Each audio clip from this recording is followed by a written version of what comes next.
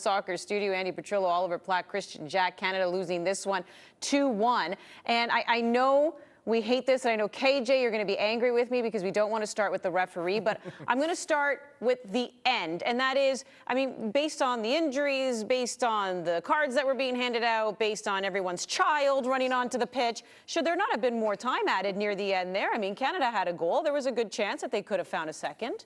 Yeah, I don't know what he's done. I think he might have cowardly got out of there very quickly because it was starting to boil over. But first of all, two things. First, it's a fundamental world problem in the game of football that we don't have enough stoppage time.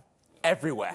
In Canada, US, MLS, CP, everywhere. It's a massive problem for me. I watch games and I'm like, why the time that goes up is always too low, in my opinion.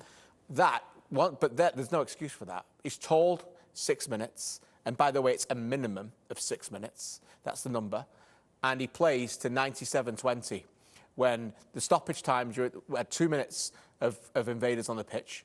And then we had a red card and we had a scuffle and a fight. And that delayed the game for 2 minutes. So he's robbed the game of anybody, the fans there or whoever, of at least 4 minutes. And I could have had more time on, you could have added more time on that. So it's an appalling refereeing decision at the end of a game. Yeah, I was expecting us to go to 100 there and Canada to have a real chance to get an equaliser. I'm not sure why. Well, he's decided to blow up and end the game there probably because it is boiling over, like KJ said. But I just don't think that whole night is a great look for Concacaf in general, to be honest with you. You know, you're already trying to persuade teams like Canada to play these games in Nations League instead of playing World Cup preparation friendlies. And you have a scene like that where the pitch is completely unplayable. A lot of other parts of the world, that game would never go ahead.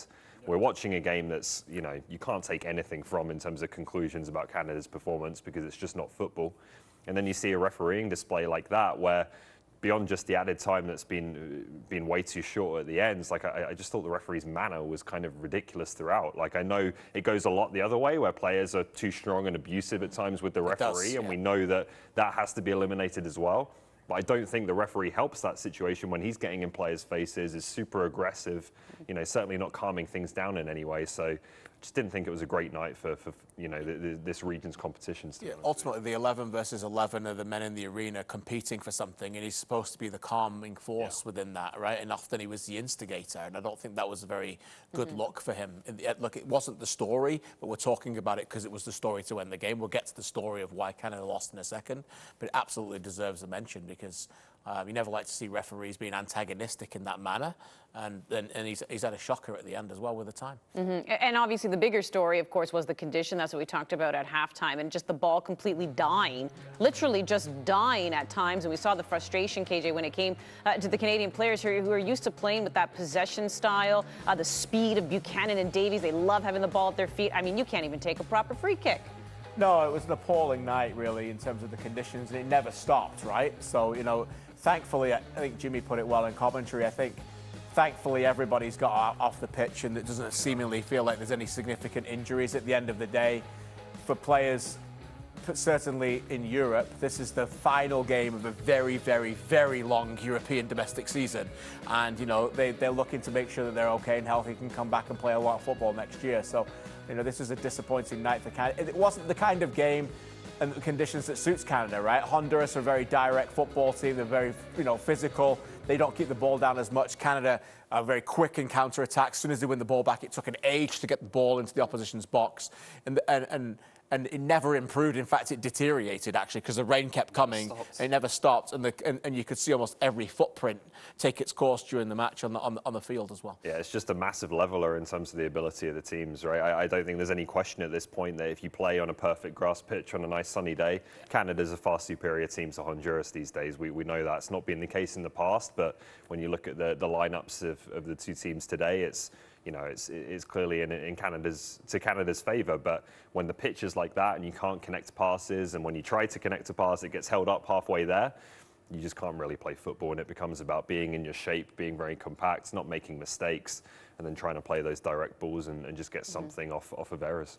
For Honduras, obviously, this is a big win for them because heading into this match, we had mentioned they had one win in 19 competitive games. In fact, their win came against Curacao in this Concacaf Nations League just the other week. So now to pick up another win against Canada, this is huge for them. They strike first in the 13th minute. It is huge for them. It's their first home win since 2019 as well, because the other game was away from home. So you can see what it meant for the fan base. Obviously, they braved the conditions. They've come out when it has been a country in turmoil. They were going through their worst run ever in their history of 1 win in 19. So, it could have gone the other way. Hoylett had his chance, and this chance, ultimately gets taken in by Lopez. It's a good delivery. Kyoto, I thought, played pretty well in that moment. Larea just gets underneath it, and it's a fine finish, Ollie.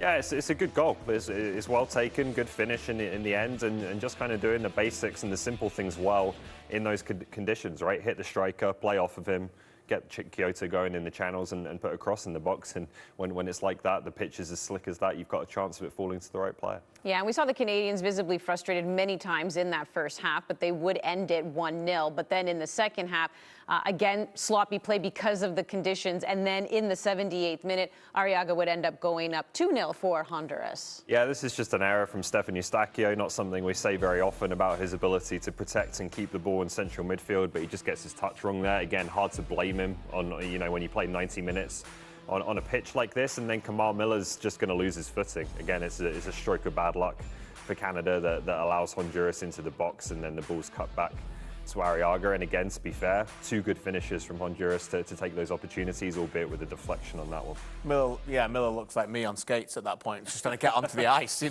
just I'm not going to be able to keep my balance. So he does everything right. He goes out to cover the man, covers his man, and then ultimately loses it and the foot in, and then the rest is history. So, it was another good finish, but one that, again, without the conditions, just doesn't happen, right? Eustachio doesn't give the ball away in that moment, and then it was probably, from whistle to whistle, the fastest counter-attacking move of the match. Just happened to finish, right? It doesn't say much, no, but just they actually did, in terms of, a lot of the other game, looked like that move was played in fast forward a little bit.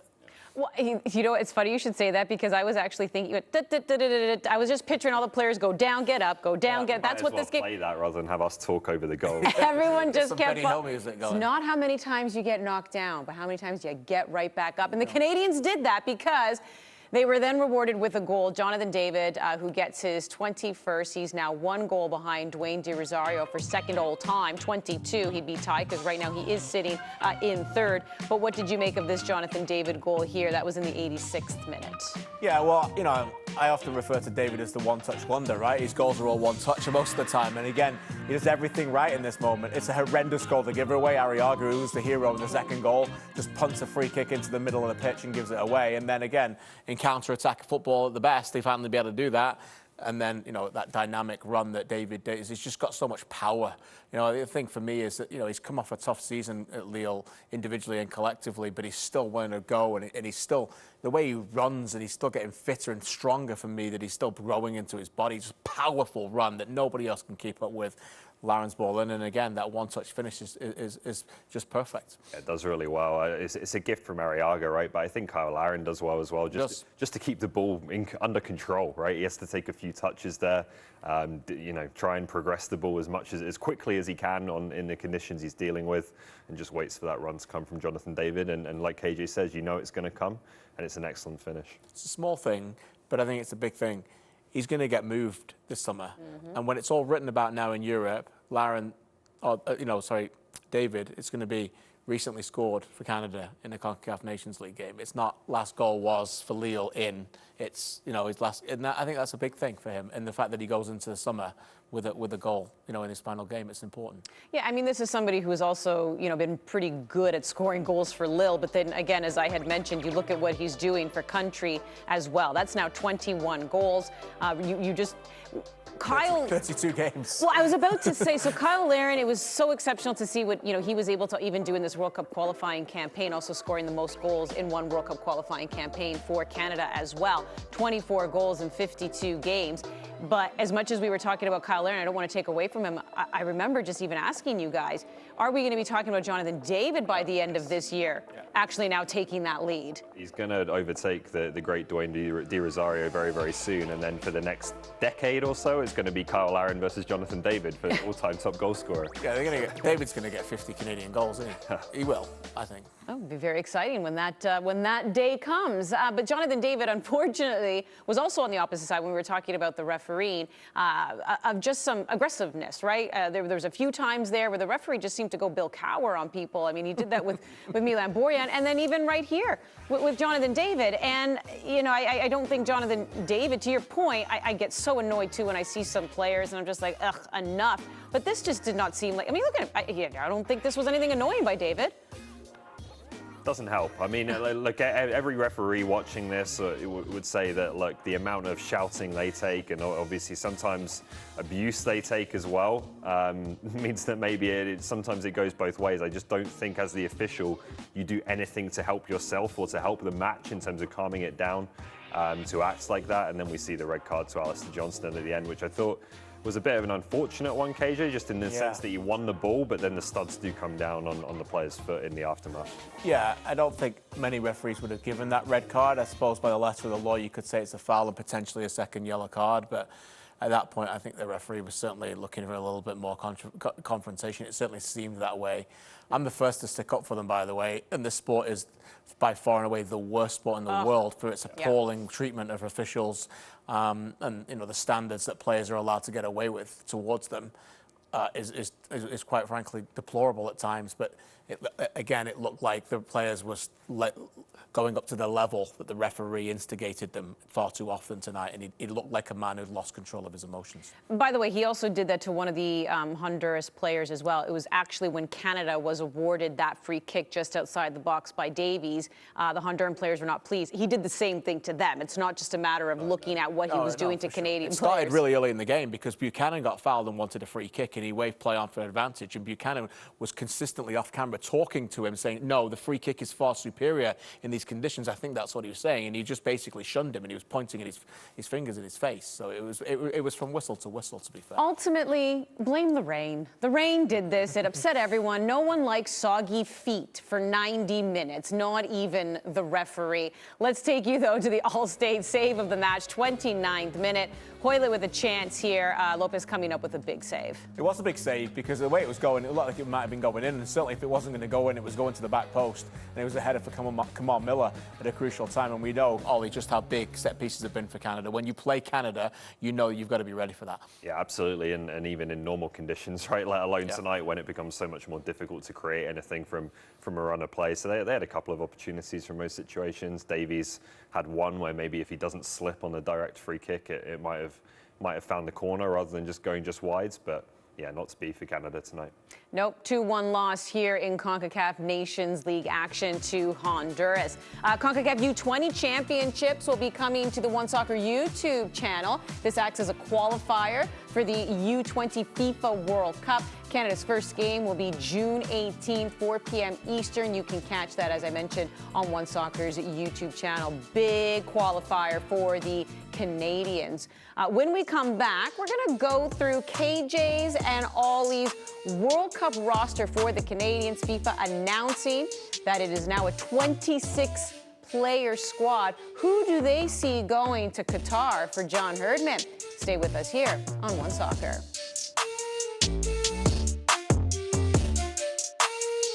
A lot has changed since you got your last perfect vehicle.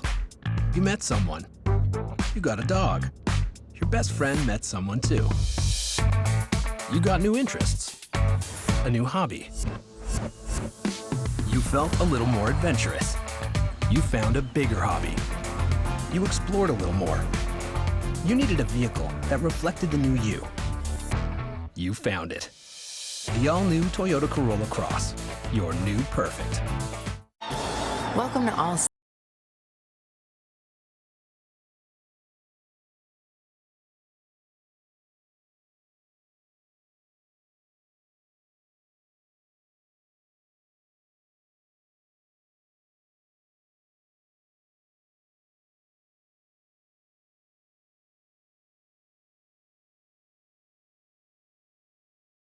The more you save with Allstate.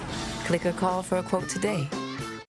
A new era for Canadian soccer begins today.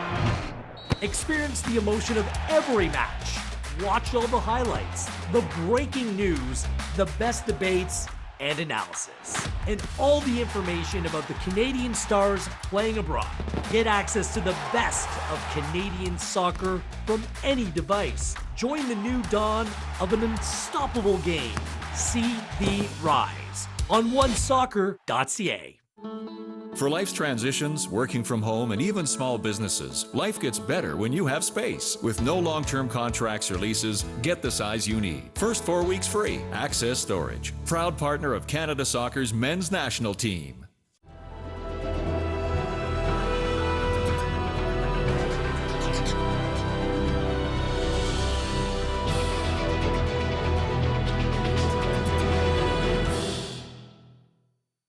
With the stakes sky high, qualification for Qatar, the ultimate goal, finishing this window on a high. Your Canadian men's national team is about to put on a show. The quest for Qatar starts here. Far post, who's there? Hoyland taken down.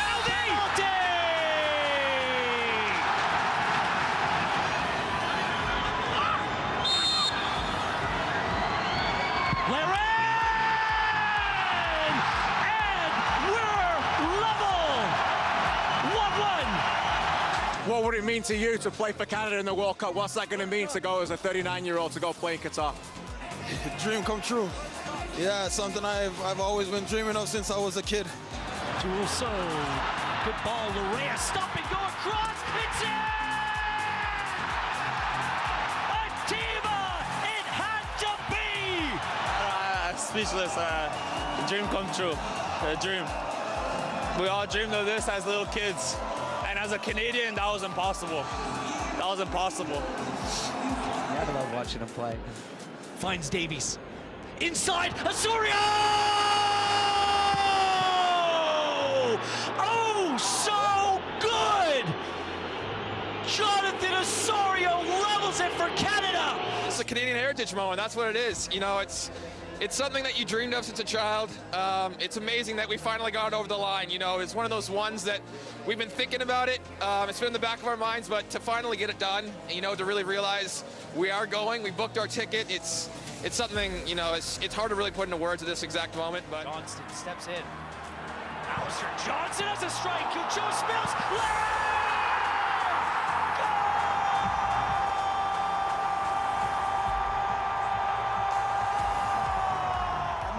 Decision in my life to come play for Canada. The relationship I have with my friends, I mean, at the end of the day, that's why I'm going to hold on. Relationship. Choose your adventure. Eustachio, declare When I first took over and I said we're going to go into a World Cup, we'll qualify, I don't think they believed us. And I'm happy for them because all of these fans, they've waited, and they've hung in with us, and we're going.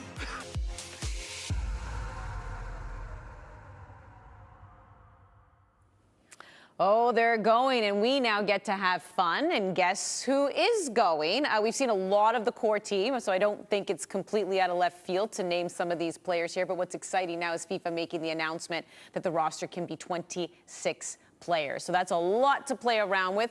KJ and Ollie have put their heads together, as they do when it comes to the CPL Team of the Week. The two of you will do that. I'm the assistant, by the way. He's the boss. Is that who? Okay, well, We'll see this is a collaboration. Let's begin with the goalkeepers. I feel like this is the easiest one. Go on then, Ollie. I think so, right? Like, yeah. I think Milan Boya and Max Crepeau are guarantees at this point. Maybe there's still some debate as to who the third goalkeeper will be, but I think Dane Sinclair is the clear choice right now, the way he's playing in MLS.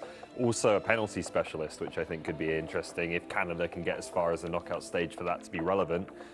Maybe you have someone you can bring on for a shootout. Yeah, I agree with that completely, and I'm a massive fan of Max Crepeau, but I also think Dane Sinclair could one day be Canada's #1, and what wonderful experience it would be to take him to a World Cup and have that opportunity.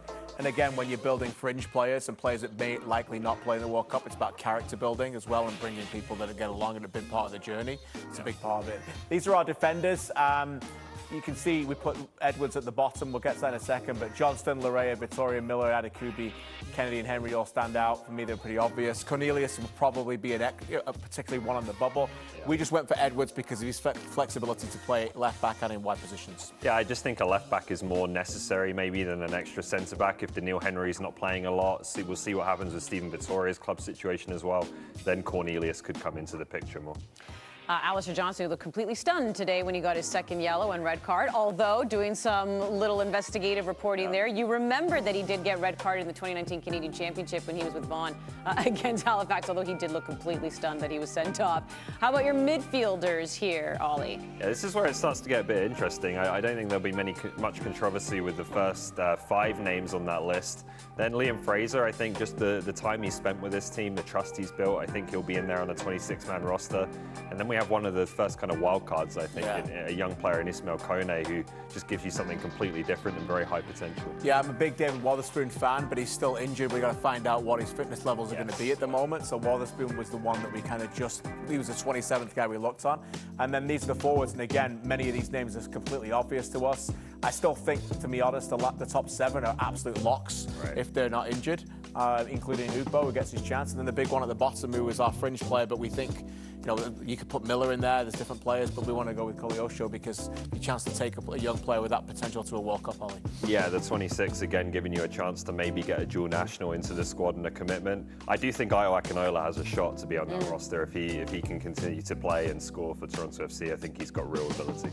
All right, there we go. There's a look at the roster that these two gentlemen feel will be going to Qatar for Canada. When we come back, we'll take a look at the updated table for Concacaf Nations League. The next window they'll play again will be March 2023. Remember, this is a qualifier for the Gold Cup, and only the top teams in their group, but just 4, move on to the semifinal with a chance to win the tournament. Sports can bring us together, or tear us apart.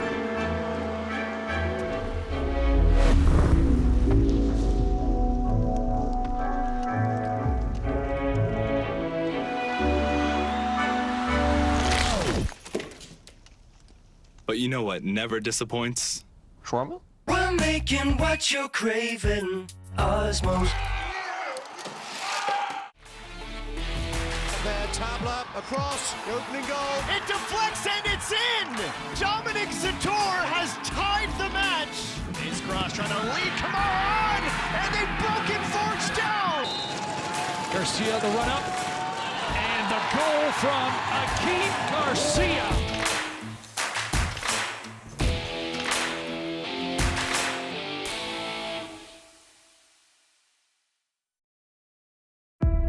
There is something quite magical about heading into a new destination. A journey into the unknown. Not alone, but together, as a country, as a sport, ready to soar. We are Canada, and this is our sport. This is our time. A new era for Canadian soccer begins today. Experience the emotion of every match. Watch all the highlights, the breaking news, the best debates, and analysis. And all the information about the Canadian stars playing abroad. Get access to the best of Canadian soccer from any device. Join the new dawn of an unstoppable game. See the rise on OneSoccer.ca. This one does not go in favor of Canada as we take a look at the full-time stats brought to you by Toyota. 2-1 Honduras. They win. They were up 2-0. Jonathan David getting a late one in the 86th minute, but it was just too little too late for the Canadians. So 2-1 they drop here, which means they now sit in second in their group in League A of Concacaf Nations League. The top 2 teams will qualify for the Gold Cup, but only the top team in the group moves on to the semifinals of this tournament to then hopefully go on and be crowned champion. The next time they will play, though, Ollie, will be in March. Still think they're in a good way to finish first? I think they'll be fine. Yeah, they need 4 points, right? They've got the game in hand there. It's 4 points gets them through to the semifinals, which they'll want to be in. Playing against the US and Mexico to try and win that tournament. Yeah, it's a crucial tournament for them to get to. Ultimately, you know, you've been kings of CONCACAF in the World Cup qualifiers, and you're preaching it, but it cannot just be an isolated moment of glory. Yeah. You've got to continue that now. You've got to walk the walk and talk the talk. And the being giants of CONCACAF means contending for Gold Cups, being in Nations League semi-finals, and contending for the Nations League as well. And as Oleg said, I think once the World Cup goes, some players will move along, and most players will still be back. And I think come March, they'll be re-motivated, and their attention will certainly turn to this Nations League more than it has been perhaps the last couple of games. With the exception of MLS players, I mean, this is now vacation time for a lot of these guys, and it has been a bizarre week. It has been a stressful week. If you're John Herdman, I mean, just what is the message that you're giving your players after the week that has been as they go in and try to just rejuvenate? Well, they didn't have a lot of adversity in the World Cup qualifying. They certainly had more than enough for the last couple of weeks. Not ones they would have wished for, often sometimes self-inflicted in both sides. But ultimately, I think John Herdman will be thankful of having time with these players. And ultimately, we only evaluate because we can only see as jurors of what happens on the pitch. What we forget is a lot of time spent with each other that will continue to evolve and mend things that have happened, but also mold friendships and get them stronger in terms of relationships. So I think on the pitch, things didn't go well, but there's a lot of things off the pitch that Herdman will be happy with. Yeah, I think that's really the only redeeming feature is they got to spend time on the training pitch. And again, just to be together in a group and building those bonds. Otherwise, there's no way of avoiding it. It's been a disaster of a window. You know, 2 cancelled games, this mess in Honduras tonight, it's not gone the way that they would have wanted at all. Yeah. No, not at all. Not the send-off they wanted on home soil, obviously not the result they wanted here. And the next time we see them will be in September as we start to head into crunch time for Qatar 2022. On behalf of KJ, Ollie, everyone here at OneSoccer, I'm Manny Petrillo. Thanks for tuning in, everyone, and we'll see you next time.